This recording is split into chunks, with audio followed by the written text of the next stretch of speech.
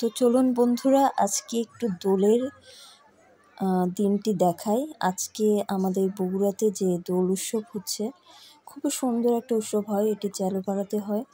আমরা সবাই সেখানে উপস্থিত হয়েছি এবং রং বলতে আমরা যেটা আবিরটা ইউজ করি। এবং দেখুন সবাই দোলের যে রঙের আনন্দে মেতে উঠেছে এবং অনেক ধরনের রং পাওয়া যাচ্ছে। রং বলতে এটা আবির। এই আবিরে আমাদের কোনো সাইড ইফেক্ট হয় না। এগুলো আমরা অনায়াসে ব্যবহার করতে পারি। অনেক ধরনের রং আছে। আমরা সবাই পরিবার মিলে এই দোল উৎসবে হাজির হই প্রতি বছরই। সকাল সকাল বের হয়ে পড়ি স্নান করে ঠাকুরকে,